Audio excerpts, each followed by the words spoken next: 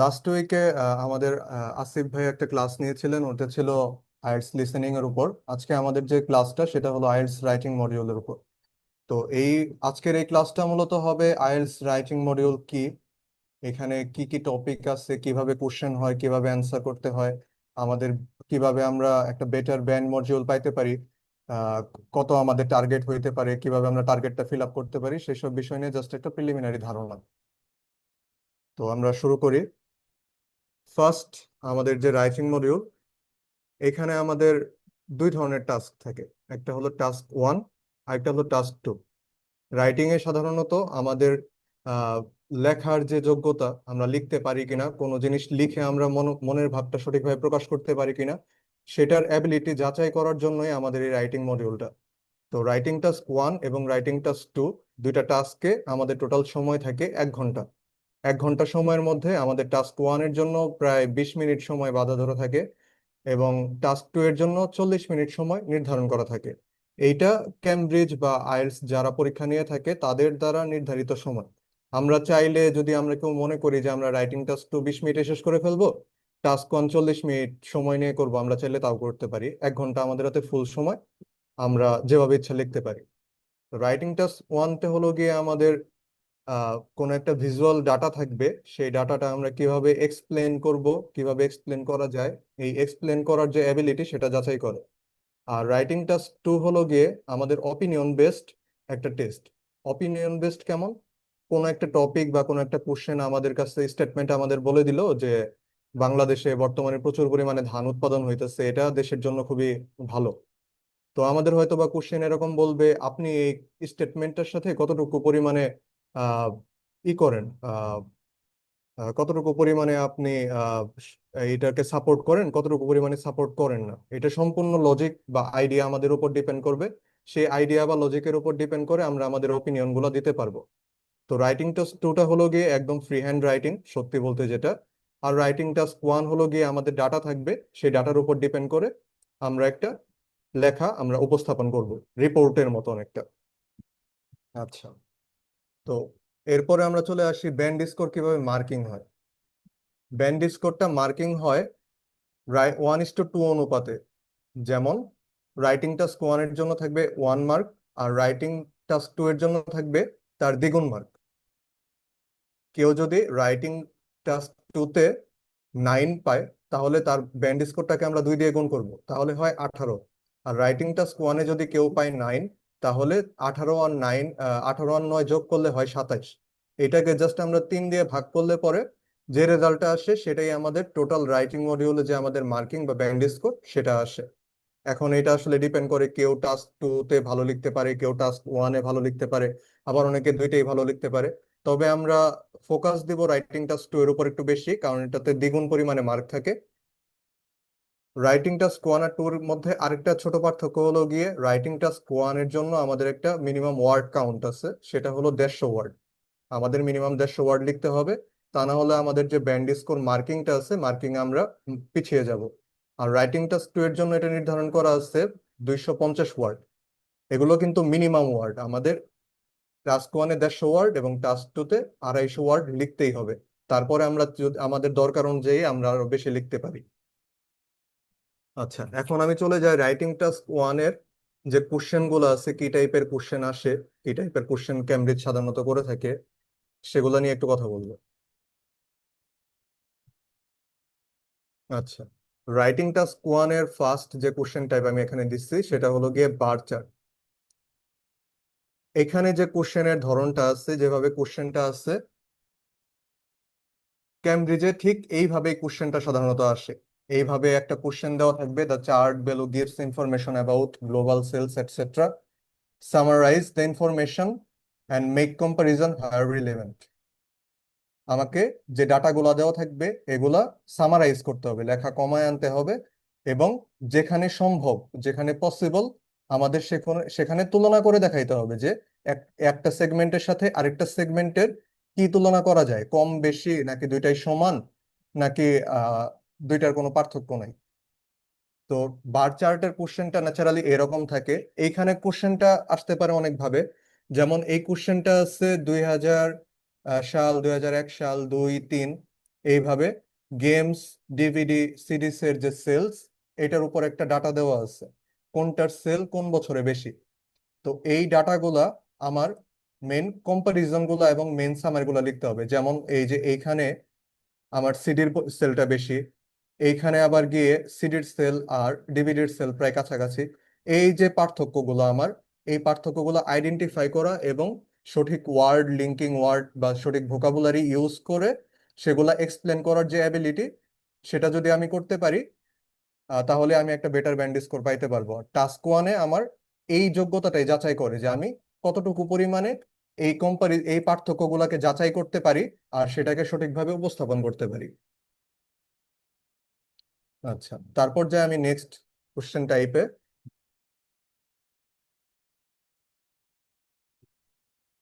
Pie chart. Pie chart আমরা অনেকেই দেখছি। পাই চার্টে সাধারণত যে আমার যে সেগমেন্ট গুলো আছে, এই সেগমেন্টটাকে সম্পূর্ণ হিসাব করা হয় 100-এ। টোটাল যে আমার সার্কেলটা, এটা আছে 100%। বাকি আমার সেগমেন্ট অনুযায়ী পার্সেন্ট গুলা ভাগ করা আছে। যেমন আপনারা এখানে 1966 সালের যে পার্টটা দেখতে পারতেছেন, এখানে দেওয়া আছে ফুড। ফুডের জন্য একটা কালার দেওয়া আছে, আর এখানে কালারে দেওয়া আছে 44%। তার মানে আমার এখানে যে ডাটা, এটা আমাকে বলতেছে যে এখানে ফুডের অ্যামাউন্ট হলো গিয়ে 44। 1996-এর যদি আমরা সালে যাই, সেম ফুডের জন্য দেওয়া আছে মাত্র 14%। এইভাবে প্রত্যেকটা ক্রাইটেরিয়া বা সেগমেন্টের জন্য আলাদা আলাদা করে পার্সেন্টেজ দেওয়া আছে। এই পার্সেন্টেজ গুলো ওভার দ্য ইয়ার চেঞ্জ হয়। এবং পাই চার্টে আমাদের কাজ হলো গিয়ে ওভার দ্য ইয়ার বা দুইটা দেশের মাঝে যে পাই চার্টের কম্পারিজনটা থাকে, সেইখানে কোন জিনিসগুলা বাড়ছে বা কমছে, কোন জিনিসগুলা কোনো ধরনের পরিবর্তন হয় নাই, বা কোন জিনিসগুলা আমাদের একই ধরনের সিমিলার ডাটা বারবার শো করতেছে। তো এই জিনিসটা যাচাই করে যে কম্পারিজন করা, সেটাই হলো গিয়ে পাই চার্টের লেখা। দেখেন কোশ্চেন টাইপটাও এখানে প্রায় same. The charts below shows us spending patterns between 1966 and 1996। তো এইখানে দুইটা সালের মধ্যে কম্পারিজন দেওয়া আছে। এটা বাধ্যতামূলক না যে দুইটা সালেই থাকবে, হইতে পারে এটা দুইটা কান্ট্রির মধ্যে, হইতে পারে এটা ইংল্যান্ড, হইতে পারে আহ এটা স্পেন। দুইটা কান্ট্রির মধ্যে আমাকে যাচাই বাছাই করতে দিতে হইতে পারে। এই গেল আরেকটা টাইপ। দেন হলো গিয়ে লাইন চার্ট। লাইন চার্টেও সেম স্টাইল। আমি আমার আমার মতে বার চার্ট আর লাইন চার্টের মধ্যে খুব একটা বেশি পার্থক্য নাই। বার চার্ট জাস্ট আমাকে বক্স আকারে আমার পরিমাণটা দেখাই দিতেছে। সেইখানে লাইন চার্ট জাস্ট একটা রেখা রেখা দিয়ে আমার পরিমাণগুলোকে দেখাই দিতেছে। তো বার চার্ট আর লাইন চার্ট অলমোস্ট সেম। এখানেও আমাদের সেম ক্রাইটেরিয়া গুলাকেই আমাদেরকে উল্লেখ করতে হয়। যেমন এখানে লাইন চার্টের ক্ষেত্রে আমাদের স্টার্টিং পয়েন্টটা কোনটা, এন্ডিং পয়েন্টটা কোনটা, কোথায় দুইটা ক্রাইটেরিয়া একজন আরেকজনকে ক্রস করতেছে, যেমন এই ধরনের পজিশন, বা কার সেল বা কার পজিশন সবচেয়ে পিকে, সবচেয়ে টপে। এই যে ক্রাইটেরিয়া গুলা, বা কার পজিশনটা সবচেয়ে লোয়েস্টে, এই যে ক্রাইটেরিয়া গুলো আছে, এই ক্রাইটেরিয়া গুলাকেই সেম ভাবে আমরা অ্যাপ্রোপ্রিয়েট ভোকাবুলারি, লিঙ্কিং ওয়ার্ড, এগুলা ইউজ করার মাধ্যমে এই কম্পারিজন গুলাকে যদি আমরা উল্লেখ করে দিতে পারি, স্পেশাল ফিচার গুলাকে যদি আমরা আইডেন্টিফাই করে দিতে পারি এবং এক্সপ্লেন করতে পারি, তাহলে একটা বেটার রেজাল্ট পাওয়া সম্ভব। দেন আরেকটা কোশ্চেন টাইপ হলো টেবিল। টেবিল খুবই সুন্দর একটা জিনিস। টেবিলে ডাটাগুলা খুবই সুন্দর করে বসানো থাকে সিরিয়ালি। আমাকে জাস্ট এই ডাটাগুলার দিকে লক্ষ্য করতে হয়। দেন এই ডাটাগুলোর মধ্যে স্পেশাল জিনিসগুলো বের করতে হয়, যেমন কোনটা বেশি, কোনটা কম, কোনটা চেঞ্জ, তিন চারটা ক্রাইটেরিয়া বা সেগমেন্টে সেম রেজাল্ট শো করতেছে। এই জিনিসগুলা আইডেন্টিফাই করা। তো একটা টেবিলের মধ্যে ডাটাগুলা খুব সুন্দরভাবে অ্যারেঞ্জ করা থাকে। এই ডাটা থেকে আমাদের আইডেন্টিফাই করা খুবই ইজি। আমার মতে টেবিল অ্যান্সার করা, রাইটিং টাস্ক ওয়ানে যদি কেউ টেবিল পায়, তার জন্য রাইটিং টাস্ক ওয়ানটা অ্যান্সার করা বা এক্সপ্লেন করার যে ব্যাপারটা, খুবই ইজিয়ার একটা ব্যাপার হবে। এই গেল আমাদের আরেকটা কোশ্চেন টাইপ। দেন হলো ম্যাপ। ম্যাপে যখন আসছে, এখানে আমার একটা এক্সপিরিয়েন্স শেয়ার করি। তো আমি যখন আইএলটিএস এর প্রিপারেশন নেই, আমার যেন কিসের জন্য এই ম্যাপের প্রতি কোনো ধরনের টান ছিল না। প্লাস ওই রকম ভাবে নিউজও পাইতাম না যে রেগুলার যে পরীক্ষাগুলো হচ্ছে এখানে ম্যাপ দিতেছে। দেখা গেছে যে 2 মাস 3 মাস পরীক্ষা হচ্ছে টানা, প্রত্যেক মাসে 3 থেকে 4টা বা 5টা করে পরীক্ষা আছে, ডেট থাকে। তো এর মধ্যে যে পরীক্ষাগুলো হচ্ছে কোথাও ম্যাপ আসে নাই। তো আমি যখন পরীক্ষা দিতে গেছি, কোশ্চেনের একটা চুরির ব্যাপার হলো গিয়ে কোশ্চেনটা যখন দেয়, তো অপোজিট পেপারে কি আছে ওইটা একটু দেখা যায়। কোশ্চেনটা আপনাকে আগে খুলতে দিবে না, 1 ঘন্টার আগে আপনাকে কোশ্চেনটা দিবে। ওরা যখন বলবে স্টার্ট নাও তখনই আপনি কোশ্চেনটা খুলতে পারবেন। বাট ওপর থেকে একটা ছাপ, ফটোকপি বা লেখার যে একটা ছাপ, এটা বোঝা যায়। যখন আমি এটা দেখলাম যে আমার ম্যাপ আসছে, তখন আমি একদম অবাক হয়ে গেছিলাম। তারপরেও আমি মোমেন্টটা কোনোভাবে পাস করছি, কারণ আমার ফ্রেন্ড বা আমার মেন্টর যারা ছিল, ওরা আমাকে বিভিন্ন ক্রাইটেরিয়া দেখাই দিছে। যেমন আমি একটা ইজিয়ার ক্রাইটেরিয়া আজকে শেয়ার করি, ন্যাচারালি এইভাবেই করা হয়।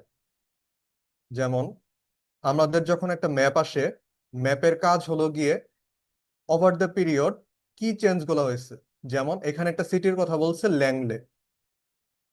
তো এই ল্যাংলে সিটিতে 1910 সালে কি কি ছিল, এবং 1950 সালে ওইখানে কি কি আসছে চেঞ্জ হয়ে, এই জিনিসগুলা শো করা হয়েছে।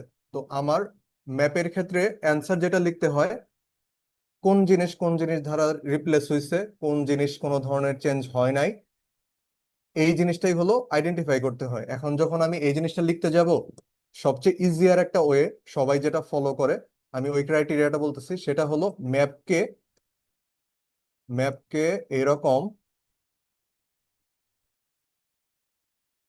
1 মিনিট, ম্যাপকে এরকম 4 ভাগে ভাগ করা।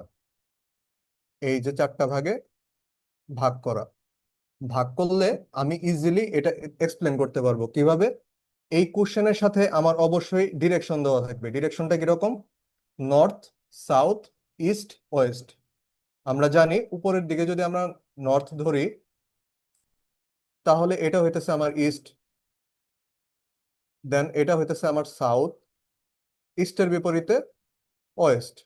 তো আমি যখন 4 ভাগে ভাগ করে নিলাম, তখন আমার দিকগুলা কিন্তু একদম ক্লিয়ার। যেমন এই দিকে আমি যখন যাব, তখন এটা হইতেছে আমার নর্থ ইস্ট। এই দিকে যখন আমি আসব, এটা হইতেছে আমার সাউথ ইস্ট। এইভাবে খুব ইজিলি দিকগুলা ভাগ করে নিয়ে জিনিসগুলা বা প্লেসগুলা বা ইন্ডাস্ট্রিগুলাকে, বিল্ডিংগুলাকে খুব সুন্দরভাবে মার্কিং করে খাতায় উল্লেখ করা যায়। আর এইভাবে ভাগ করার মাধ্যমেই আমরা আসলে এক্সপ্লেন করব যে কোন জায়গায় কোন প্লেসে কোন জিনিসটা চেঞ্জ হয়ে কোন জিনিস আসছে। এই হলো আমার টোটাল ম্যাপের কাহিনী। তো আমি জাস্ট ওই আমার ফ্রেন্ডদের বা মেন্টরদের আইডিয়া বা হলো গিয়ে জাস্ট সাজেশনটা মাথায় রেখে, আমি জাস্ট আমার ইংলিশ লেখার যে অ্যাবিলিটি আছে সেটা ইউজ করে আমি জাস্ট আমার ম্যাপটা কমপ্লিট করছি। যদিও জিনিসটা একটু টাফ ছিল, বাট সামহাও জিনিসটা পার করে ফেলছি। দেন হলো গিয়ে আমাদের ডায়াগ্রাম এন্ড সাইকেল। এই জিনিসটা মনে হয় রাইটিং টাস্ক ওয়ানের জন্য, মানে কোনো ধরনের কম্পারিজন বা কোনো ধরনের ডাটা ছাড়া ইজিলি লেখার একটা টপিক। যেমন এখানে ডায়াগ্রাম বা সাইকেল বলতে, ডায়াগ্রাম বা সাইকেলে ন্যাচারালি কি আসে? ডায়াগ্রাম বা সাইকেল হলো গিয়ে কোনো একটা জিনিস তৈরির প্রসেস, বা কোনো একটা জিনিস নষ্ট করার প্রসেস, বা কোনো একটা প্রাণীর লাইফ সাইকেল। এই জিনিসগুলো ন্যাচারালি ডায়াগ্রামে দেওয়া হয়। তো আমাদের জাস্ট কি করতে হয়, স্টার্টিং পজিশন থেকে আমাদের লাস্ট যে পজিশনটা আছে বা স্টেজটা আছে, এই সবগুলা স্টেজকে আমাদের সুন্দর করে ছবিতে যেভাবে দেখানো আছে সেইভাবে জাস্ট এক্সপ্লেন করে যাইতে হয়। ডায়াগ্রাম বা লাইফ সাইকেলটা আমার কাছে মনে হয় যে রাইটিং টাস্ক ওয়ানের ক্ষেত্রে সবচেয়ে সহজ, যদিও এটা খুব একটা বেশি আসে না, মাঝে মাঝে যদিও আসে।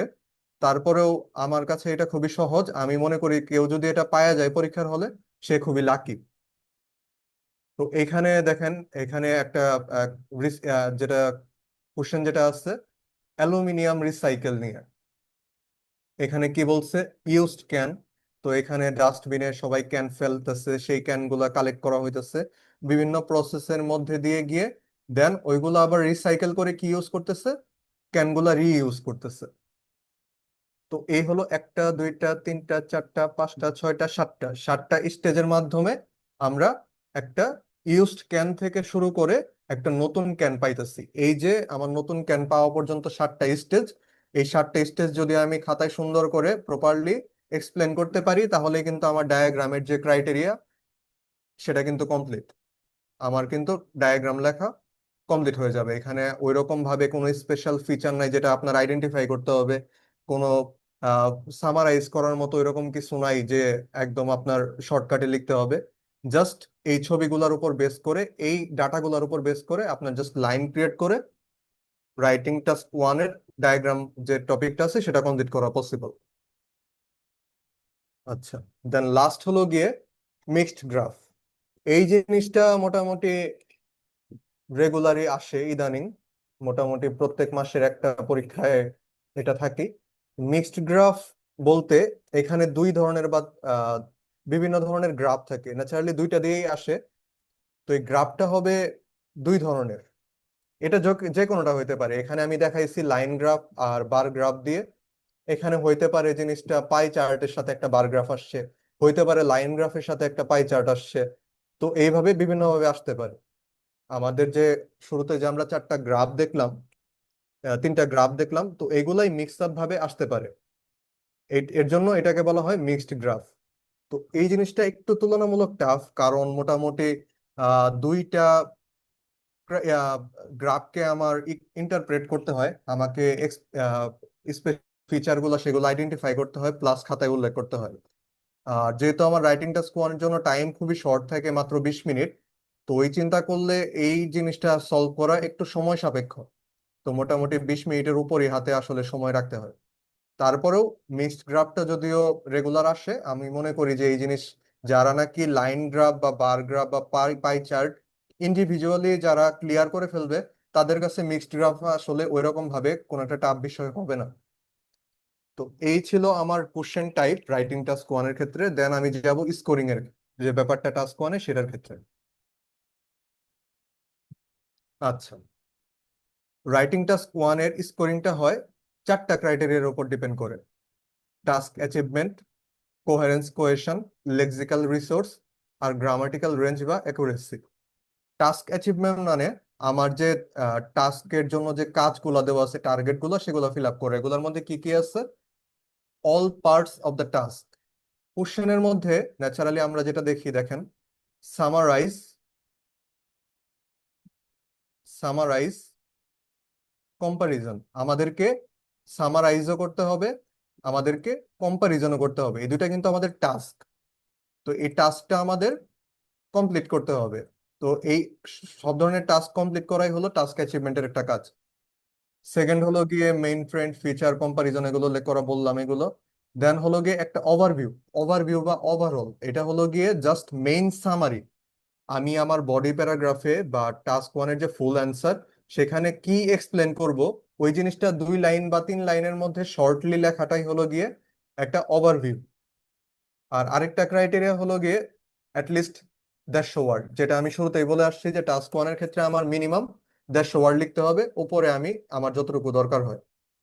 দেন হলো গিয়ে coherence and cohesion. Coherence and cohesion হলো গিয়ে আমি যে আইডিয়া গুলা ক্রিয়েট করতেছি বা আমি যে এক্সপ্লেন করতেছি, সেই এক্সপ্লেন গুলো আমার লজিক্যালি কিনা বা সেগুলো সিকোয়েন্স ভাবে আসতেছে কিনা। আমি একটাতে বললাম যে হলো গিয়ে বাংলাদেশে ধানের বিক্রি বাইরে গেছে, পরের লাইনেই বললাম বাংলাদেশে গমের বিক্রি কমে গেছে।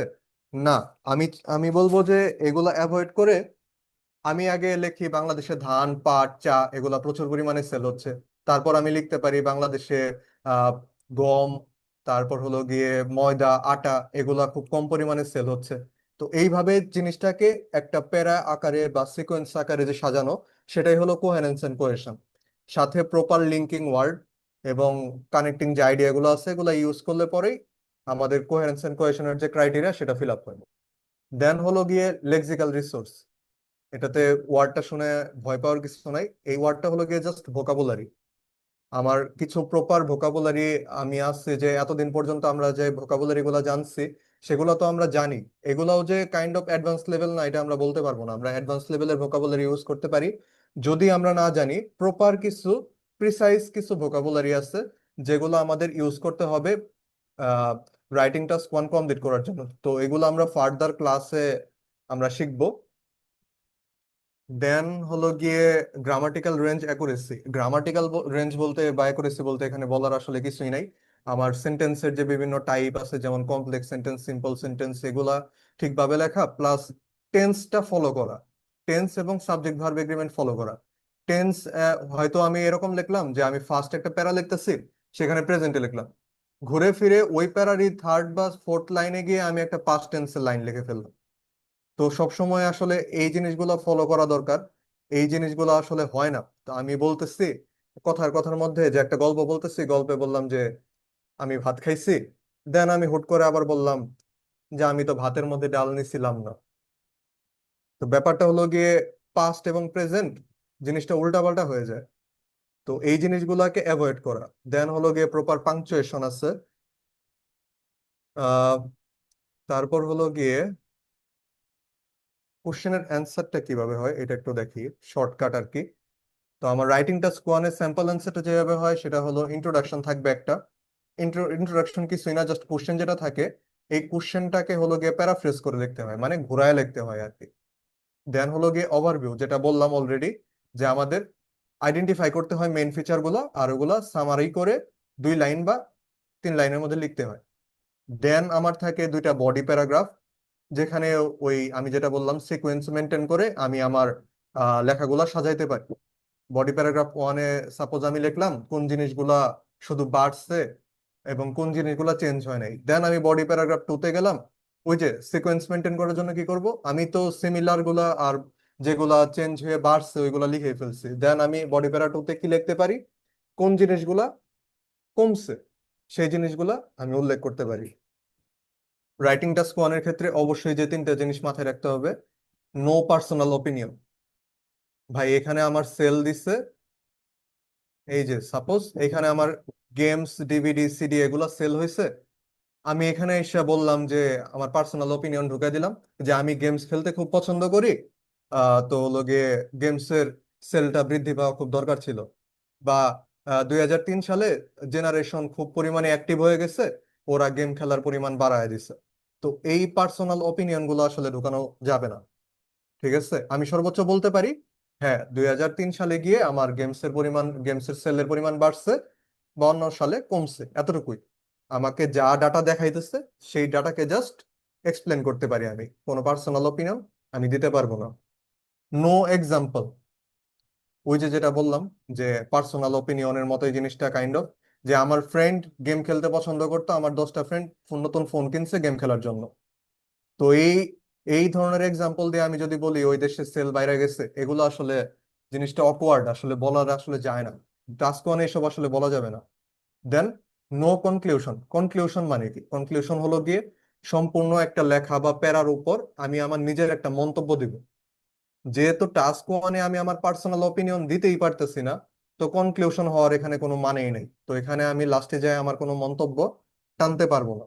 তো এই 3টা জিনিস খুবই আসলে মাথায় রাখতে হয়।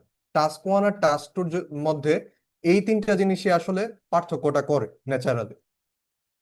আচ্ছা, দেন আমরা চলে যাই টাস্ক ওয়ানে কি কি করা যাবে, টাস্ক টুতে, টাস্ক ওয়ানে কি কি করা যাবে না এই জিনিসগুলো।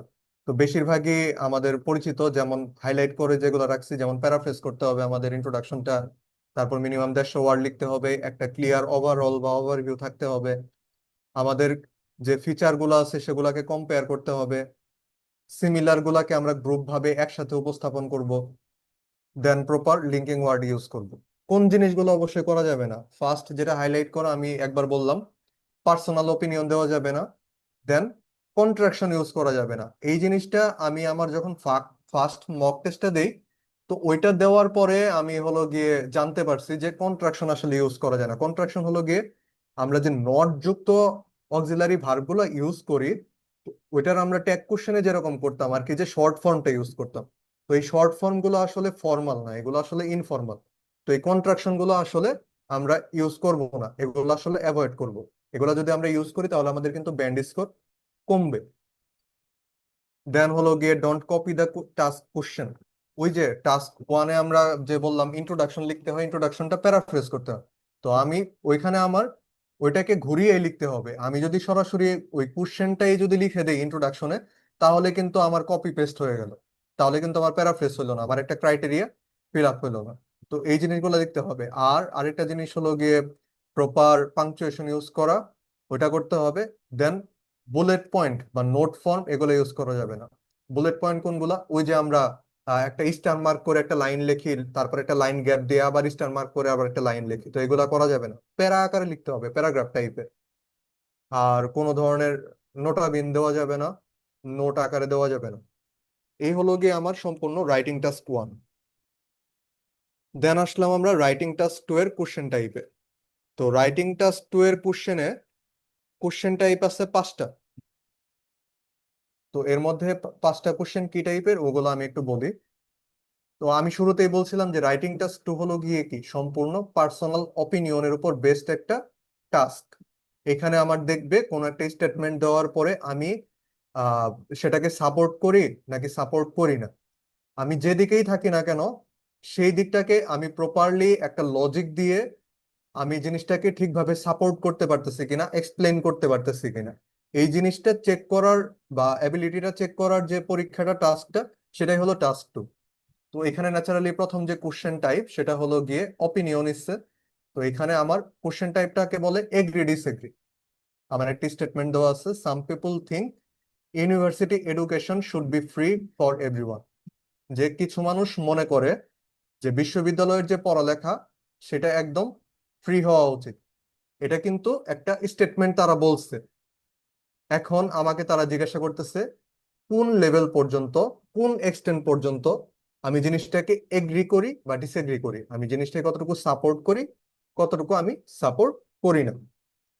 তো আমি যদি সাপোর্ট করি, দেন আমাকে এই স্টেটমেন্টের উপর আমার আইডিয়া ক্রিয়েট করতে হবে যে হ্যাঁ, বাংলা বিশ্ববিদ্যালয়গুলোতে যে স্টুডেন্ট গুলো আসে তাদের একটা পড়ালেখার ইচ্ছা থাকে, তাদের হায়ার এডুকেশনের ইচ্ছা থাকে, তারা ইচ্ছাই থাকে যে তারা এডুকেশন কমপ্লিট করে ভালো কিছু গেট ডিজার্ভ করবে, ভালো একটা জব করবে। তো ফিনান্সিয়াল কারণে অনেকে কন্টিনিউ করতে পারে না, তো এর জন্য ইউনিভার্সিটি এডুকেশনটা ফ্রি হওয়া উচিত। তো আমি একটা লজিক দিলাম, এই লজিকের উপর এই স্টেটমেন্টটাকে আমি সাপোর্ট করে লিখবো। তো আমার তো সাপোর্টিভ দিকটা গেল, যে আমি এইদিকে সাপোর্ট করতেছি। দেন আমাকে ডিসএগ্রিড দিকটাও লিখতে হবে, যে আমি কেন সাপোর্ট করব না। যেমন কাইন্ড অফ এরকম যে ফ্রি হইলে পরেও অনেকে এটা সুযোগ নিবে, সুযোগ নিয়ে জাস্ট কোনো একটা ডিগ্রি কমপ্লিট করে রাখবে, সরকারের এখান থেকে কোনো ধরনের বেনিফিট হবে না, দেশের কোনো বেনিফিট হবে না। তো ইউনিভার্সিটি এডুকেশন ফ্রি হওয়া উচিত না। ঠিক আছে, এইটা আরেকটা লজিক। তো আমি যে কোনো দিকে লজিক দিয়ে লিখতে পারি, বাট আমার যখন এক্সপ্লেন করতে হবে আমাকে দুইটা জিনিসই উল্লেখ করতে হবে। দিয়ে দেন আমার উল্লেখ করতে হবে যে হলো গিয়ে হ্যাঁ, যদিও এটার কিছু নেগেটিভ দিক আছে, আমি সম্পূর্ণ এগ্রি করি যে ইউনিভার্সিটি এডুকেশনটা ফ্রি হওয়া উচিত। তো এই হলো রাইটিং টাস্ক 2 এর অ্যান্সারের টাইপ, বা হলো গিয়ে কোশ্চেনের সলিউশন করার সিস্টেম। তো এই কোশ্চেন টাইপ গুলো আরো আছে, discuss both view, kind of similar. এখানে আমার কিন্তু ইনিশিয়ালি পার্সোনাল অপিনিয়ন চায় নাই, ডিসকাস বোথ ভিউ। যদি পার্সোনাল অপিনিয়ন না চায় আমি পার্সোনাল অপিনিয়ন দিব না। যেমন ডিসকাস বোথ পার্সপেক্টিভ।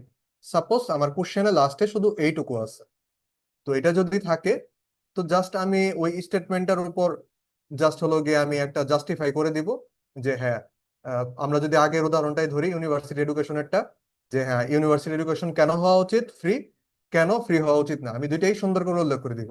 যদি আমার কোশ্চেন উল্লেখ থাকে গিভ ইওর ওন ভিউ, তাহলে এখানে আমি আমার পার্সোনাল অপিনিয়নটা আবার জয়েন করাবো, যে হ্যাঁ, এটার পজিটিভ দিক থাকলেও বা নেগেটিভ দিক থাকলেও আমি মনে করি সম্পূর্ণ ফ্রি হওয়া উচিত। এই হলো আমার ডিসকাস বোথ ভিউর কোশ্চেন টাইপ। দেন প্রবলেম সলিউশন। আমার নিজের পরীক্ষায় এই কোশ্চেনটা ছিল প্রবলেম সলিউশন। এটা কি? এখানে বলবে কোন একটা প্রবলেমের কথা, এই প্রবলেমটা কেন হয়, বা এটার এক্সটেন্টটা কি, কনসিকুয়েন্স গুলা কি, এবং এই প্রবলেমটা কিভাবে সলভ করা যায়। এটাই হলো প্রবলেম সলিউশন টাইপ কোশ্চেন। যেমন এখানে একটা কোশ্চেন আছে, many সিটিজ face serious traffic problems, যে অনেক দেশ ট্রাফিক প্রবলেম ফেস করে। এটা কিন্তু জাস্ট একটা স্টেটমেন্ট। তো তারপরে তারা বলল, তো এই ট্রাফিক প্রবলেমের জন্য কি কি সমস্যাগুলো হয়, what are the problems, what solutions can you suggest, আমাকে জিজ্ঞাসা করছে হোয়াট সলিউশন, কোন ধরনের সলিউশন গুলো আমি দিতে পারি। তাহলে আমি প্রথমে কি উল্লেখ করব? প্রথমে আমি উল্লেখ করব যে ট্রাফিক প্রবলেমের কারণে কি প্রবলেম হইতে পারে। আমি কোনো দুইটা বা তিনটা আইডিয়া ক্রিয়েট করব যে ট্রাফিক প্রবলেমের কারণে আমি সঠিক সময়ে জবে পৌঁছাতে পারি না। ট্রাফিক প্রবলেমের কারণে রোগীকে ঠিক মতো হসপিটালে পৌঁছানো যায় না। ট্রাফিক প্রবলেমের কারণে কেউ তার ন্যাশনাল বোর্ড এক্সাম যেগুলো আছে সেটা মিস করে ফেলতে পারে। তো এই টাইপের তিনটা প্রবলেম আমি আইডেন্টিফাই করলাম। দেন আমি যাব সলিউশনে, যে কি সলিউশন নেওয়া যায়। সব দেশেই মোটামুটি ট্রাফিক প্রবলেম আছে, তো এটা সলিউশন কি হইতে পারে? তো সলিউশনের জন্য আমি কি কি বলতে পারি, যেমন বলতে পারি যে গভর্নমেন্টের কিছু ফিক্সড রুলস করা উচিত, দেন ওইগুলা সঠিকভাবে ইমপ্লিমেন্ট করা উচিত। দেন আরেকটা বলতে পারি যে গভর্নমেন্টের উচিত ফাইন বাড়ায় দেওয়া, তাহলে হলো গিয়ে কেউ ট্রাফিক রুলস ব্রেক ব্রেক করবে না, তারপর ফিটনেস ছাড়া গাড়ি রাখবে না। তো এই জিনিসগুলো সবাই ফলো করবে। তো এই হলো আমার প্রবলেম সলিউশন টাইপের কোশ্চেন। দেন হলো গিয়ে advantage disadvantage, kind of similar. আমার কোন একটা স্টেটমেন্ট থাকবে, বলবে এই জিনিসের কোনো সুবিধা আছে কিনা, অসুবিধা আছে কিনা। দেন আমাকে কোশ্চেনটা এক্সটেন্ড করতে পারে কোন ভাবে, দেখেন হাইলাইট করা আছে, do the advantages outweigh the disadvantages. আমার যে অ্যাডভান্টেজ গুলো আছে এগুলাকে ডিসঅ্যাডভান্টেজ গুলাকে ছাপিয়ে যায় কিনা, মানে ওগুলা ওভারলুক করা যায় কিনা, অবহেলা করা যায় কিনা। তো এখানে বলছে যে some people prefer to live in big সিটিজ। স্বাভাবিক, আমরা যদি ঢাকার দিকে তাকাই যে সবাই ঢাকায় বসবাস করতে চায়। এর কিছু সুবিধাও আছে, কিছু অসুবিধাও আছে। তো আমাদের অ্যাডভান্টেজ ডিসঅ্যাডভান্টেজ যদি বলে শুধু, তাহলে আমরা উল্লেখ করে আসবো কি কি আমাদের অ্যাডভান্টেজ আছে। যেমন ঢাকায় থাকলে আমরা সবকিছু হাতের নাগালে পাইতেছি, এখানে স্কুল ভালো, ইনকাম ভালো, এখানে যাতায়াত ব্যবস্থা ভালো, এগুলা বলতে পারি। যেমন তারপর আবার ডিসঅ্যাডভান্টেজে কি বলতে পারি, যে ঢাকার বাতাসের অবস্থা ভালো না, দেন হলো গিয়ে ঢাকায় যে খাবার দাবার গুলো আছে এগুলা খুব একটা উন্নত মানের না, ঢাকার পানি ভালো না, এইগুলো আমরা ডিসঅ্যাডভান্টেজ বলতে পারি। বাট আমার যখন কোশ্চেনে একটা এক্সটেনশন থাকবে, do the advantages outweigh the disadvantages, তখন আমাকে উল্লেখ করতে হবে যে আমার যে অ্যাডভান্টেজ গুলো আছে এগুলো আমি ওভারলোক করতে পারি কিনা, কেন ওভারলোক করতে পারি, মানে আমার লেভেলটা অ্যাডভান্টেজেস এর কতটুকু। এই হলো গিয়ে আমার অ্যাডভান্টেজ ডিসঅ্যাডভান্টেজের কোশ্চেন। দেন হলো গিয়ে ডিরেক্ট কোশ্চেন আছে, একটা স্টেটমেন্ট থাকবে, এটা কেন হয়, এটার বেনিফিট কি।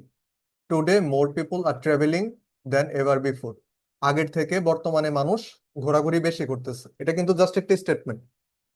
দেন আমাকে বললো why is this the case, তো এই ধরনের ঘোরাঘুরি মানুষ এখন কেন বাড়াইতেছে। সাথে আমার কি বললো, what are the benefits of travelling for the traveller, traveller যারা আছে তারা যদি রেগুলার ট্রাভেল করে তাহলে তারা কি ধরনের বেনিফিট পাইতে পারে। এইখানে একদম সম্পূর্ণ নিজের অপিনিয়ন, সম্পূর্ণ নিজের মতো করে গোছিয়া একটা প্যারাগ্রাফ লেখা, একদম ইজিয়েস্ট একটা জিনিস, স্টেটমেন্টের উপর ডিপেন্ড করে। তো এই ছিল আমার 5টা কোশ্চেন টাইপ টাস্ক টু এর। টাস্ক টু অবশ্যই অপিনিয়ন বেসড, এর জন্য আমার কি থাকবে, টাস্ক টু তে যা যা ছিল না, সরি টাস্ক ওয়ানে যা ছিল না, যেমন পার্সোনাল অপিনিয়ন আমি দিতে পারি নাই, পার্সোনাল অপিনিয়ন আমি টাস্ক টু তে দিতে পারবো। দেন হলো গিয়ে কনক্লুশন টাস্ক ওয়ানে ছিল না, আমি টাস্ক টু তে কনক্লুশন দিতে পারবো। এই হলো গিয়ে আমার স্যাম্পল অ্যান্সারের একটা প্যারাটাইপ। যেমন আমার একটা কোশ্চেন থাকবে, সরি ইন্ট্রোডাকশন থাকবে। ইন্ট্রোডাকশন আমি কি করব, আগের মতোই আমার কোশ্চেনটাকে আমি, এই যে কোশ্চেনটুকু যেটা আছে সেটাকে আমরা প্যারাফ্রেজ করব বা ঘোরায় লিখব। দেন আমার যে পজিশনটা আছে সেটাকে আমি ক্লিয়ার করব, কেমন, যেমন এগ্রি ডিসএগ্রি, যেমন কোশ্চেনটা যে to what extent do you agree or disagree. তো আমি আমার স্টেটমেন্টটা শুরুতেই বলে দেবো ইন্ট্রোডাকশনে যে আমি এগ্রি করি বা আমি ডিসএগ্রি করি। দেন আমি পরবর্তী যে বডি প্যারাগ্রাফ গুলো আসবে সেখানে আমি আমার আইডিয়াগুলো দিব, আইডিয়াগুলোকে আমি সাপোর্ট করব, সাপোর্ট করে এক্সপ্লেন করব। দুইটা বডি প্যারাগ্রাফ থাকবে আমার, দুইটাতেই আমি একটা পজিটিভ দিক নিয়ে লিখতে পারি, একটা নেগেটিভ দিক নিয়ে লিখতে পারি, যে কোনো ভাবে সাজানো যায়। কোশ্চেনের টাইপের উপর আসলে ডিপেন্ড করে ওই জিনিসগুলো আমরা ফার্দার সাজাবো। তো এই জিনিসগুলো ক্লাসে পরবর্তীতে জানানো হবে, আমরা ওইগুলা দেখাবো। দেন হলো গিয়ে কনক্লুশন, যেটা বললাম টাস্ক টু তে অবশ্যই পার্সোনাল অপিনিয়ন যেহেতু থাকতেছে, কনক্লুশন থাকবে। লাস্টে তো আমি একটা জিনিস বলবো যে হ্যাঁ, এত কিছুর পরেও, এত ঝামেলার পরেও আমি চাই ঢাকা যাই আমি থাকবো, এরকম একটা ব্যাপার। দেন আমি গেলাম মার্কিং ক্রাইটেরিয়া। সেম ক্রাইটেরিয়ার উপর ডিপেন্ড করে ব্যান্ড স্কোর গুলা দেওয়া। প্রত্যেকটাতেই 0 থেকে 9 পর্যন্ত স্কেল আছে। তো সবগুলা স্কেলে আমি যত পাবো ওগুলা যোগ করে দেন 4 দিয়ে ডিভাইড করলে আমি টাস্ক টুর যে ফুল মার্কটা সেটা আমি পাই যাব। এখানে আছে টাস্ক অ্যাচিভমেন্ট, এখানে কি বলছে, all parts of the task. আগে যেরকম বললাম যে বোধ ভিউ বা কসেস বা সলিউশন এগুলো আমার সবগুলা করতে হবে। আমি আমার এগ্রি যে করছি লজিকটা দেখাবো, লজিক সাপোর্ট করব, পারলে এক্সাম্পল দিব, যেভাবে ইচ্ছা আমি সাপোর্ট করব জিনিসটা, একটা প্রপার এক্সাম্পল দেওয়া। দেন হলো গিয়ে কোহেরেন্স এন্ড কোহেশনে আছে প্রপার ওয়ার্ড ইউজ করা, প্রপার ভোকাবুলারি ইউজ করা, লিঙ্কিং ওয়ার্ড ইউজ করা। লেক্সিক্যাল রিসোর্সে আছে ভোকাবুলারি ইউজ করা। টাস্ক টু হলো গিয়ে আমার ইংলিশের উপর আমার ভোকাবুলারির কি লেভেলের দক্ষতা আছে, কতটুকু পরিমাণ আমি পারি, আমার টপ লেভেলের পিক লেভেলের দক্ষতা আমি আমার টাস্ক টুতে দেখাই দিতে পারি। এবং এটা দেখানোর একমাত্র প্লেসটা হচ্ছে টাস্ক টু। এটা দেখাইলে পরে আমি আমার ব্যান্ড স্কোরটা কিন্তু অনেক আগায় নিতে পারি। তো আমি বলবো না যে আপনারা নতুন নতুন ভোকাবুলারি মুখস্থ করা শুরু করেন, বাট নিজের দরকারের জন্য, নিজের অ্যান্সারটা কমপ্লিট করার জন্য যে ভোকাবুলারি গুলো অবশ্যই দরকার হয়, কথা বলার জন্য হোক, লেখার জন্য হোক, এই ভোকাবুলারি গুলো অ্যাটলিস্ট আপনাদের শিখে ফেলা উচিত এখনই, আমি মনে করি শুরু করে দেওয়া উচিত। কারণ ওয়ার্ড গুলো প্রচুর, এগুলো সহজে মনেও থাকবে না আপনি যদি রেগুলার এগুলো ইমপ্লিমেন্ট না করেন। আর যদি আপনি প্রপার প্রিসাইজ এবং ভালো লেভেলের যদি ভোকাবুলারি ইউজ না করেন, তাহলে টাস্ক টুতে আসলে বেটার একটা ব্যান্ড স্কোর আনা একটু টাফ। তো লেক্সিক্যাল রিসোর্সের ক্ষেত্রে টাস্ক টু খুবই ইম্পর্টেন্ট। তো এটা আমি আগে জানাই দিলাম আপনাদের, আপনারা ভোকাবুলারি নিয়ে একটু কনসার্ন থাকেন। দেন হলো গিয়ে গ্রামাটিক্যাল রেঞ্জ আর অ্যাকুরেসি। টাস্ক ওয়ান টাস্ক টুর গ্রামাটিক্যাল রেঞ্জ অ্যাকুরেসিতে অন্য কিছুতে কোনো পার্থক্য নাই। আমার প্রপার টেন্স ইউজ করতে হবে, proper subject verb agreement use করতে হবে। আমি চেষ্টা করব কমপ্লেক্স এবং কম্পাউন্ড সেন্টেন্স প্রপারলি ইউজ করার, সিম্পল সেন্টেন্স যতটুকু অ্যাভয়েড করা যায়। আর পাংচুয়েশনের ব্যাপারটা তো থাকেই, কারণ পাংচুয়েশন যদি প্রপারলি ইউজ না করি অনেক সময় আমার অ্যান্সার, আমার অর্থটা চেঞ্জ হয়ে যাইতে পারে। দেন টাস্ক টুতে কি কি করা যাবে কি কি করা যাবে না এটার একটা লিস্ট, অনেক বড় লিস্ট, আসলে এত বড় লিস্ট দেখার দরকার নেই, হাইলাইট যেগুলো করে দিচ্ছি এগুলো আপাতত দেখেন। দেন ফার্দার আপনারা এই ক্লাসটা রেকর্ডিং করা থাকবে আমাদের পেজে, ফেসবুক গ্রুপে। আপনারা চাইলে ফার্দার ক্লাসটা রিপিট দেখতে পারবেন, মাস্টার ক্লাসগুলো, বা পরবর্তীতে আমরা যখন কোর্স শুরু করব, তো এই টাইপ আমরা আর এই ক্লাসগুলো নিব না হয়তো, বাট ওইখানে তো আপনারা ডিটেলস সবকিছু জানতেই পারবেন যে আমরা প্রপারলি কিভাবে অ্যান্সার করতে হয়, কিভাবে অ্যান্সার করলে বেটার হয়, ভালো একটা ব্যান্ড স্কোরের জন্য আমরা কি কি ক্রাইটেরিয়া গুলো দেখবো। তো এর জন্য আমরা তখন ভেঙে ভেঙে কোনটার জন্য কোনটার দরকার প্রিসাইজলি আমরা তখন আপনাদের বোঝাই দিব। তো এখানে প্রিলিমিনারি একটু জাস্ট ধারণা নিয়ে রাখেন। যেমন শুরুতেই বলছিলাম 250 ওয়ার্ড ইন্ট্রোডাকশন ক্লিয়ার থাকতে হবে টাস্কের ক্ষেত্রে। কেন, ওই যে এগ্রি ডিসএগ্রি বোথ ভিউ যাই বলি না কেন, নিজের অপিনিয়ন যে আমাদের দিতে হয় ইন্ট্রোডাকশনে ওটা দিতে হবে। দেন হলো গিয়ে টপিক সেন্টেন্স ইউজ করা বডির শুরুতে, প্রপার এক্সপ্লেনেশন দেওয়া, এক্সাম্পল দেওয়া, proper vocabulary linking word use করা, ভ্যারাইটি লেভেলের সেন্টেন্সের স্ট্রাকচার ইউজ করা, ওই যেটা বললাম কমপ্লেক্স আর কম্পাউন্ড সেন্টেন্স বেশি ইউজ করা। দেন কি কি ইউজ করা যাবে না, কোনগুলা করা যাবে না, শুরুতেই বলছিলাম কন্ট্রাকশন। তারপর কোশ্চেন কপি করা যাবে না। ইন্ট্রোডাকশনে গিয়ে আমি কোশ্চেনটা লিখে দিলাম তাহলে হইলো না, বা বডি প্যারাগ্রাফের একটা ফার্স্ট লাইন আমি কোশ্চেন দিয়ে শুরু করলাম, এটা আসলে হয় না আমার। তাহলে আমার যে ইংলিশের যে দক্ষতা, ভোকাবুলারির যে অ্যাবিলিটি, আমার যে প্যারাফ্রেজ করার যে অ্যাবিলিটি, তাহলে এটা আমি কই দেখাবো। দেন হলো গিয়ে বুলেট পয়েন্ট আছে, ওয়ার্ড রিপিটেশন না করা। যেমন কোন এক জায়গায় আমি লিখলাম ইম্পর্টেন্ট, দেন দেখা গেল যে আমার সামহাও কোনো না কোনো ভাবে পরের যে 2-3টা লাইন আছে ওইখানেও আমার ইম্পর্টেন্ট ইউজ করতে হইতেছে। তো আমি যদি পরবর্তী 2-3টা লাইন দেখি যে ইম্পর্টেন্টই আছে, তাহলে যে খাতা দেখবে সে তো বিরক্ত হবেই। সে বলবে, সে তখন মোটামুটি একটা আইডিয়া নিবে যে আপনার ওইরকম ভোকাবুলারির ওইরকম কালেকশন নাই, আপনি ইংলিশে কোন লেভেলের একটা দক্ষ, সে মোটামুটি ওইটা দিয়ে আপনাকে জাজ করে ফেলবে। তো এই জিনিসগুলো অ্যাভয়েড করার জন্য আমরা ইউজ করব সিনোনিম অ্যান্টোনিম, এগুলো ইউজ করব প্রপারলি। যেমন হলো গিয়ে ইম্পর্টেন্ট যদি আসে, সেকেন্ড লাইনে আমি ইউজ করলাম এসেনশিয়াল, দেন পরের লাইনে আমি ইউজ করলাম ভাইটাল। আমি চাইলে এভাবে ঘোরায় ঘোরায় ওয়ার্ড গুলা ইউজ করতে পারি। তাহলে আমার ওয়ার্ড রিপিটেশনও হইলো না, যে খাতাটা আমার পড়বে, যে প্যারাটা পড়বে তার কাছে মনে হবে আমি একটা গল্প লিখছি বা একটা রিপোর্ট লিখছি। সে মনোযোগ দিয়ে এটা পড়বে, পড়ার পরে সে একটা ধারণা নিতে পারবে। Then don't use personal stories. কোন একটা ক্রাইটেরিয়া রাখলাম, যেমন হলো গিয়ে বললাম যেটা, যে ঢাকায় ট্রাফিক জ্যাম থাকলে কি প্রবলেম হতে পারে। এখানে আমি যদি আমার গল্প ঢুকাই যে হ্যাঁ আমি একদিন স্কুলে যাইতেছিলাম বা কলেজে যাইতেছিলাম, আমি ট্রাফিক জ্যামের কারণে পৌঁছাইতে পারিনি, পরীক্ষাটা দিতে পারিনি, তো আমার পার্সোনাল যে অপিনিয়ন গুলো আছে সেগুলো ইনক্লুড করা যাবে না। আমি চাইলে কোনো একটা ইউনিভার্সিটির বা কোনো একটা সরকারি ব্যুরো বা স্ট্যাটিস্টিক্যাল অর্গানাইজেশনের ডাটা চাইলে আমরা ইউজ করতে পারি, বা কোনো একটা হাইপোথিসিস আমরা চাইলে ইউজ করতে পারি, বাট পার্সোনাল অপিনিয়ন আমাদের ইউজ করা যাবে না।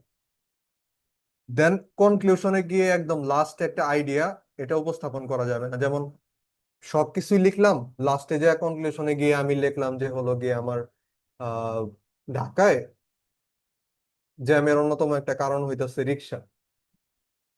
তো এই জিনিসটা চাইলে আমি বডি প্যারাগ্রাফে কিন্তু লিখতে পারতাম। এই জিনিসটা যদি আমি কনক্লুশনে এসে লিখি, তো জিনিসটা মনে হয় যে আমার জিনিসটা শেষ হয় নাই, এক্সপ্লেনেশন হয় নাই। কনক্লুশন হলো গিয়ে আহ সামারির সামারি যেটা বলে, সেটাই হলো কনক্লুশন। সবার লাস্টে এসে জাস্ট একটি স্টেটমেন্ট দেওয়া যে আমি ঢাকায় এত সমস্যা থাকার পরেও আমি ঢাকায় থাকতে পছন্দ করি, বা ঢাকায় থাকা বেনিফিশিয়াল, এতটুকুই হলো কনক্লুশন। তো আমি চাইলে এইভাবে ইউজ করতে পারি, নতুন কোনো আইডিয়া ইউজ না করাই বেটার। দেন হলো গিয়ে এই হলো আমাদের অ্যান্সারের শিট। আমরা যারা যখন আমরা পরীক্ষা দিতে যাব, সেটা মক টেস্টই দেই বা হলো গিয়ে মেইন পরীক্ষায় দেই, আপনাকে এরকম একটা অ্যান্সার শিট দেওয়া হবে।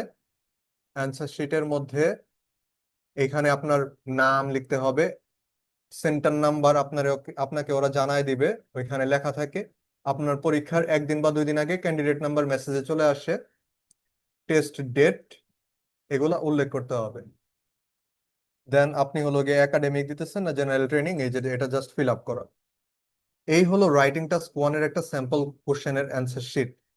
আর রাইটিং টাস্ক 2 এর ক্ষেত্রেও সেম। তো এখানে জাস্ট আমি অ্যান্সার শিটটা দেখাইলাম। আর আরেকটা জিনিস একটু বলবো, প্রিলিমিনারি ক্লাস যেহেতু, অ্যান্সারটা কিভাবে লিখতে হয় আর কি। তো টাস্ক 1 এর ক্ষেত্রে আমি যদি বলি, টাস্ক 1 আমার কি কি ছিল, একটা ইন্ট্রোডাকশন থাকে, আমার একটা ওভারভিউ থাকে, দেন 2টা বডি প্যারাগ্রাফ থাকে। তো আমি এই যে আমার ফার্স্ট লাইন এখান থেকে শুরু, এখান থেকে যদি আমি ইন্ট্রোডাকশন শুরু করি, ইন্ট্রোডাকশনটা ন্যাচারালি 1-2 লাইন, এর বেশি যায় না। ধরলাম আমি 2 লাইনের মধ্যে আমার ইন্ট্রোডাকশনটা শেষ, এখানে একটা লাইন লিখলাম আর এইখানে একটা লাইন লিখলাম, 2 লাইন ইন্ট্রোডাকশন শেষ। দেন আমার কি লেখার পালা, ওভারঅলটা লেখার পালা। তো ওভারঅলটা যখন আমি লিখবো, আমার এইখানে মাঝখানে আমি একটা গ্যাপ দিব, গ্যাপ দিয়ে তারপরের লাইন থেকে আমি ওভারঅল বা ওভারভিউ যেটা আছে সেটা লেখা শুরু করব। সেটাও ধরলাম 2 লাইনের, 2 লাইনের মধ্যে শেষ হয়ে গেল। দেন হলো গিয়ে আবার আরেকটা লাইন গ্যাপ দিয়ে বডি প্যারাগ্রাফ শুরু। তো এইভাবে আমি টোটাল 4টা প্যারার মধ্যে আমার রাইটিং টাস্ক 1 বা 5টা প্যারার মধ্যে কমপ্লিট করতে পারি। আমি এটা দেখানোর যেটা মেন কারণ, যে আমরা প্যারাগুলাকে ডিস্টিংগুইশ করব কিভাবে, পার্থক্য করব কিভাবে, কিভাবে সেপারেট করব, মাঝখানে একটা লাইন গ্যাপ দিয়ে আমরা সেপারেট গুলা করব। এই গ্যাপ গুলা অনেকে দেয় না। এই গ্যাপ গুলা না দিলে হয় কি, আহ আসলে যে একটা ইন্ট্রোডাকশনের সাথে যে ওভারভিউ এর প্যারার যে একটা গ্যাপ আছে, বা দুইটা আলাদা প্যারা, এটা আসলে আইডেন্টিফাই করা যায় না। তো আমাদের লেখা যেখানেই শেষ হোক না কেন, আমরা একটা ফ্রেশ লাইন গ্যাপ দিব, গ্যাপ দেওয়ার পরে আরেকটা প্যারা শুরু করব। সেম ভাবে আমরা এই 2 পেজের মধ্যে, এই একটা সম্পূর্ণ পেজ আর এই একটা সম্পূর্ণ পেজ, এই 2 লাইনের মধ্যে, 2 পেজের মধ্যে আমরা কমপ্লিট করতে পারি। চাইলে আমরা এক্সট্রা পেজও নিতে পারি। এক্সট্রা পেজ আমরা যখন নিব, তখন কিন্তু আমাদের আবার এগুলা কমপ্লিট করে ফিল আপ করে নিতে হবে, candidate number, centre number, test date, এগুলো আবার ফিল আপ করে নিতে হবে। তো এই হলো গিয়ে রাইটিং টাস্ক 1 এ অ্যান্সারের যে সিস্টেম। আর এই যে একটা লাইন আছে, লাস্ট লাইন যেটা, এখানে নিচে দেখেন লেখা আছে do not write below this line, মানে এই পর্যন্ত আপনি লাস্ট লিখতে পারবেন, এই লাইনে আর যাওয়া যাবে না। অনেকে ভাবে যে আমার তো এইটুকুর মধ্যে অ্যান্সার শেষ হয়ে যাওয়ার কথা, তাহলে আমি এক কাজ করি যে এই পর্যন্ত লিখে ফেলি। এখানেই তো লিখছে do not write below this line, তো আমি এই পর্যন্ত লিখে ফেলি। না, এটা করা যাবে না। এটা যদি করেন, আপনার ব্যান্ড স্কোর আরো ডাউন হবে, ইভেন খাতা এক্সপেলও হয়ে যেতে পারে। আপনি আগের লাইন পর্যন্ত শেষ করে দিবেন, এন্ডিং। এইখানেও সেম ডিরেকশন দেওয়া আছে, এইখানেও আমি এই পর্যন্তই লিখতে পারবো, হোক সেটা রাইটিং টাস্ক 1, রাইটিং টাস্ক 2। দেন এইখানে যে অফিসিয়াল ইউজের জন্য জিনিসগুলো আছে, এগুলাতে হাত দেওয়া যাবে না। দেখেন লেখা আছে অফিসিয়াল অফিসিয়াল ইউজ অনলি। তো এখানে আমি কোনো ধরনের টাচ করব না, এখানে আমি কিছুই ফিল আপ করবো না, এখানে অফিসিয়াল যারা লোক আছে ওনারাই সব ফিল আপ করবে, এখানে আমার কোনো কাজ নেই, ওনারাই ওনারা এগুলা ফিল আপ করে দেন মার্কিং করবে। তো এই ছিল আমার কোশ্চেনের টাইপ, এবং একটা অ্যান্সার শিট দেখাইলাম আমি কিভাবে অ্যান্সার শিটে অ্যান্সার করা লাগে। ফার্দার অ্যান্সার করার যে ক্রাইটেরিয়া বা স্পেশাল ফিচার, যে লেখার যে সিস্টেম গুলো আমরা ফার্দার ক্লাসে জানবো। তো আপনাদের যদি কারো কোশ্চেন থাকে, আপনাদের আমরা 10 মিনিটের মতো সময় দিচ্ছি, আপনারা এই টাইমের মধ্যে চ্যাট বক্সে মেসেজ গুলা বা আপনাদের কোশ্চেন গুলা দিয়ে দিতে পারেন, আমরা কোশ্চেন গুলা অ্যান্সার করব। দেন আমাদের নেক্সট থার্সডেতে আরেকটা মাস্টার ক্লাস আছে, ওইটাতে আপনারা যা আপডেট, ওইটার জন্য আপনারা ফেসবুক গ্রুপে যারা আছেন তার আপডেট পেয়ে যাবেন। তো ওইটার জন্য অপেক্ষা করবেন। তো এখন আপনাদের 10 মিনিট সময়, আপনারা আপনাদের যা কোশ্চেন আছে সেগুলো করতে পারেন, আমি চেষ্টা করব অ্যান্সার গুলা দেওয়ার। অথবা কারো কোনো কোশ্চেন থাকলে জাস্ট মাইকটা অন করেও কোশ্চেন করতে পারবে, সমস্যা নাই।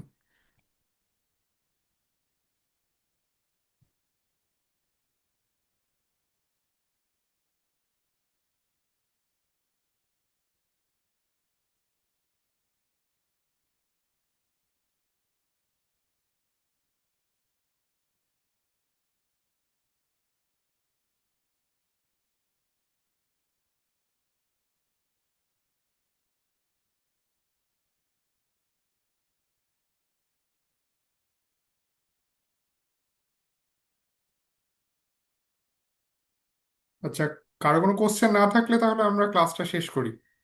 হ্যাঁ, কারো যদি কোনো কোশ্চেন না থাকে তাহলে আমরা ক্লাসটা শেষ করব। ফার্দার আমাদের যে মাস্টার ক্লাস গুলো আছে এগুলার আপডেটের জন্য আপনারা গ্রুপে জয়েন থাকবেন। নেক্সট ক্লাসটা হবে আমাদের আইএলটিএস স্পিকিং এর উপর। সব আপডেট এবং জুম লিংক প্রপারলি টাইম মতো চলে যাবে গ্রুপে, আপনারা আপডেট থাকেন নেক্সট ক্লাসে জয়েন করার জন্য। সো থ্যাংক ইউ সবাইকে। আজকের মতো ক্লাস আমরা এখানেই শেষ করতেছি। সবাইকে আদাব।